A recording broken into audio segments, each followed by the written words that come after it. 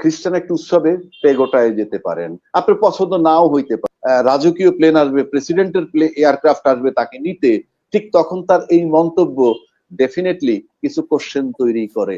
সুতরাং আমার কাছে মনে হয় যে আপনার এই যে আমাদের যে রাজনীতিতে আর এই যে জিও পলিটিক্স চিন্তা করি, এখানে কারো সাথে কারো প্রেম নাই, ক্রিয়েটর অ্যান্ড দ্য ক্রিয়েচার। এবং আমি ধর্মের ব্যাপারে পালন করব না, কোন ব্যক্তির কাছে আমি কৈফিয়ত দিব না, কোন ব্যক্তি আমার কাছে কৈফিয়ত চাইতে পারবেন না। এটা যারা চান তাদের মতো লোক আমি রাষ্ট্রীয় কোথাও দেখতে চাই না। শুধু যে জবাব কথাটা বলেছে তার জবাব দিচ্ছি। প্রশ্ন হচ্ছে যদি ওই প্রক্রিয়া দেওয়া যায়, আমি ধরে নিলাম তর্কের খাতিরে দেওয়া যায়, আমি জানি না ডিটেলস, বাট আপনাদের নাম আসবে কেন, আপনারা বলবেন কেন, আপনাদের অথরিটি কি, আপনারা কি গার্জেন, আপনাদের যেহেতু, তাহলে কি আমরাও বলতে পারবো যে এই প্রক্রিয়া আপনি নিয়োগ দেন? সুতরাং আমি এটাকে সমর্থন করি না।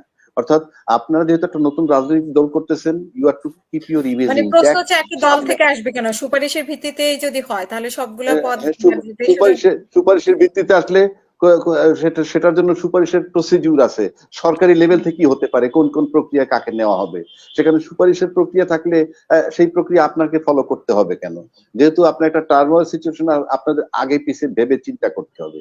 একটু আগে আরেকজন জবাব দিচ্ছি, যে একজন দর্শক যে প্রশ্ন করলো যে নাহিদকে প্রধানমন্ত্রী হিসাবে দেখতে চায়, আমাদের এটা বলছিল প্রধান উপদেষ্টার প্রেস সচিব। এবং এই কথাটার ভিতর থেকে প্রধানমন্ত্রী হিসেবে দেখতে চায়, এই কথার ভিতরে একটা জিনিস খুঁজে পাওয়া যায় যে দেখতে চায় মানে কি, নির্বাচন যদি হয় তাহলে সেখানে উল্টা পাল্টা কিছু হবে কিনা, এই কোশ্চেন মার্ক আসে। তা নইলে সে এই স্বপ্নটা এখানে দেখাটা যৌক্তিক না। 3 নম্বর আসেন আপনি, এই যে কি যে গোয়েন্দা প্রধান, ভারত কি আমেরিকার গোয়েন্দা প্রধান সুনিতা গাভার্ড যে কথাটা বলেছে যে যুক্তরাষ্ট্র বাংলাদেশ